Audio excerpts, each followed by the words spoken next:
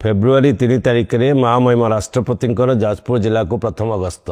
यही अवसर में मु जिलावासी तरफ स्वागत जनाऊँगी। आसंता काली 9:30 आम समस्ते प्रोटोकॉल और रीति परंपरा मुताबक प्रत्यक्ष स्वागत संबर्धना देवा।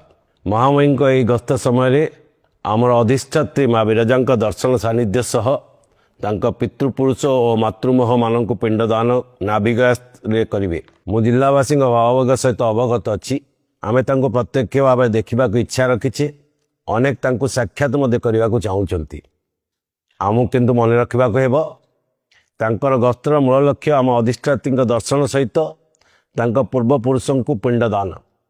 तेणु तर आत्मसंतोष आम खुशी और लक्ष्य रहा उचित। प्रोटोकॉल और सुरक्षा व्यवस्था हुए आम समस्त को प्रत्यक्ष साक्षात एवं यही प्रतिकृत मुहूर्त को साक्षी रही अवसर न दे पारे, किंतु सोशल मीडिया और अन्य गणमाध्यम आपण निश्चय विषय अवगत हेबे। सेतिपाई मु समस्त को अनुरोध करुच्ची ए गस्त को सफल और जाजपुर जिलार आतिथ्य परंपरा मुताबक संपादन करने प्रोटोकॉल नियम कटकणा गुड़िक मानि प्रशासन सह सहयोग करंतु। जय माँ विरजा।